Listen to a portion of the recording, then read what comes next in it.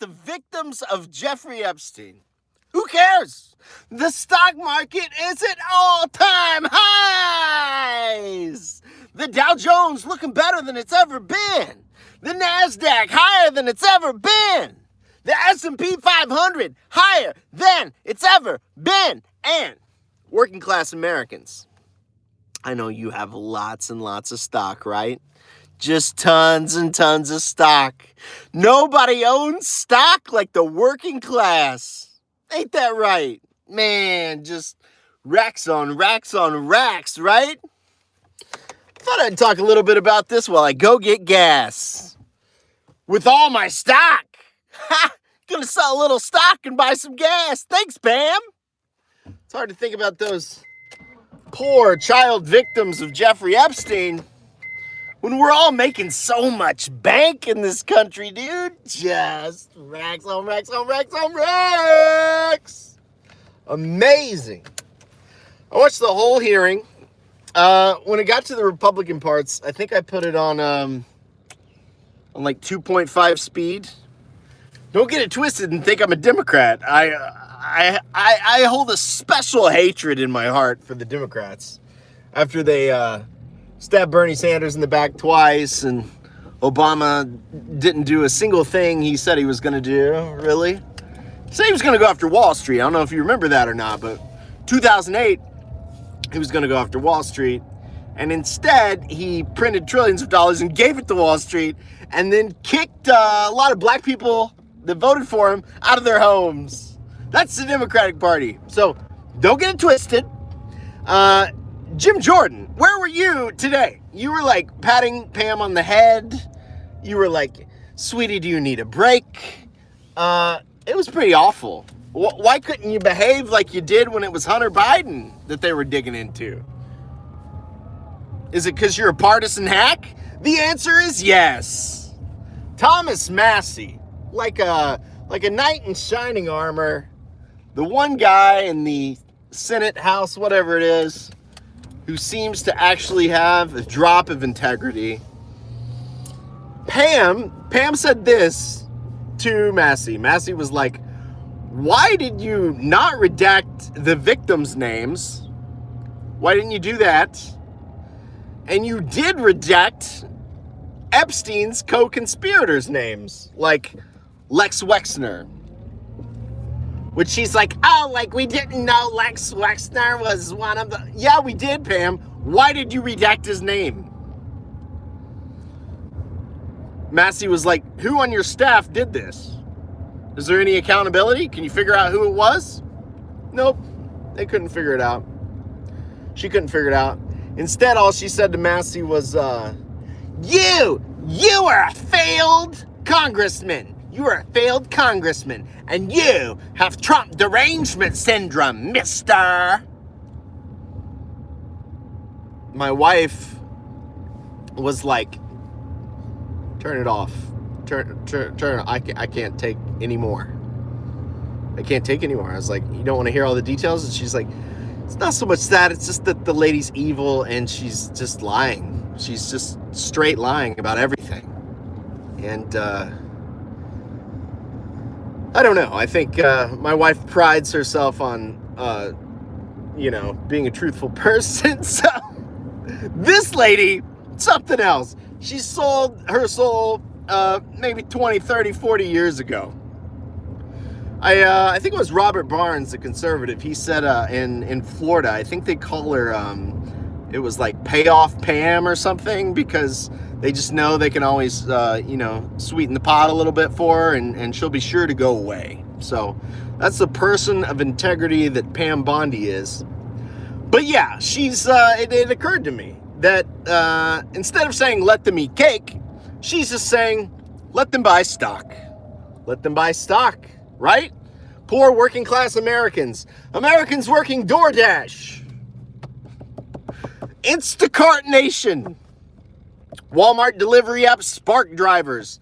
Have you considered buying stock? It's going up. And maybe if you're not buying stock, maybe you just want to be poor. That's what Pam thinks. And how how could you ever care about justice for Jeffrey Epstein's victims when your stock is doing so well? Someone in the crowd yelled out, "What does that have to do with anything?" And she was like, "What does it have to do with anything? What does it matter? Huh, what does it matter? It's the only thing that matters." And my immediate thought was, well, which class owns most of the stock? I remember we had this video we used to show when I was in graduate school for journalism. Don't judge me, I wasn't their favorite. But it was a video on income inequality, and it showed that, like, I think it was something like 10% of Americans own 90% of the stock. Maybe it was 80%. Or 20% own 80%. I can't remember. The vast majority of Americans, it was like 50% of Americans own no stock, bonds, nothing. So, tell me you're out of touch without telling me you're out of touch, Pam. Awful. Awful. But the stock market's going straight up. And she said this with Jeffrey Epstein's victims standing up behind her. Unbelievable. Unbelievable. I talked to my wife. My wife was like, well, what's she gonna say? Is she gonna come clean on this day? Come on. These people. It's sad. It's sad to see people choose the dark path, you know? But God bless Massie. I love that video of the Kentucky Republican walking up and just ripping the mic out of his hand. For what? She called him a failed congressman. He's by far the most popular congressman in America. He's beloved. Him and Ro Khanna have found a political cash machine. You just keep feeding it Epstein victims. Because there's no justice for them. And, you know, good for them. It's a good thing. It shouldn't be slept on. It should be pointed out. And if they're doing it for cheap political points, I say, great, do it more. Because it's truth, and it's exposing the rottenness of the American empire. You know, it's exposing these clowns for what they are. I welcome it. I welcome it, welcome it, welcome it. We need more of it. I don't care what they do. I don't care if they go to war with Iran. I don't care if there's a nuclear war.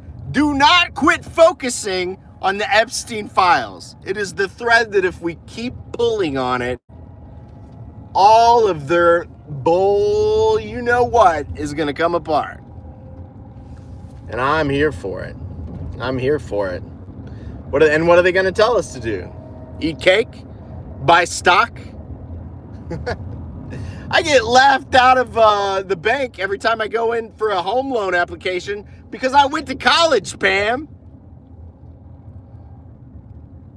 You guys are flirting with disaster. I see more and more channels all the time being like, their goose is cooked. What are we going to do about this? Everybody under 40 years old feels the same way. The boomers bought their house for a nickel, so they don't care. Gen X is like half boomer, half, I don't know, Kurt Cobain, whatever. But I kind of realized, why do they... If someone of a generation follows the economy and is like familiar with what happened in 2008, they do seem to have some empathy for the millennial generation. If they do not follow the economy or what happened in 2008, they don't care. We don't need you to care, because here soon there'll be more of us than there are of you. So that's what will really matter. And I thank you, Pam. Thank you for doing just a massive service to my communist politics. You and Trump, I absolutely love it. I hope you keep going out there and doing what you're doing. I hope you get an even bigger stage. I hope someone gives you even more power so you can just make my my point for me. You're heightening the class struggle. You're heightening the contradictions just by being your lying, cheating selves. And I love it. I love it. What can you say? Texas Balls says, sorry, sir, but this feels wrong. Oh, no, sir. It feels so right. So right. Always like to meet my commenters in the middle, but I can't on that one. Can't on that one. I'm a big fan. I hope you all had a great day, and I'm going to try to get on these streams a little bit more often. I just had a baby, so that's kept me, I didn't have the baby, but I helped, you know what I mean? Kept me pretty occupied. We just got out of the hospital a couple nights ago, trying to get her healthy, safe, everything on the straight and narrow, and try to be a little bit more consistent on these old YouTubes. So thanks for dropping by, and I'll see you next time. God bless. I hope you come to Jesus, Pam.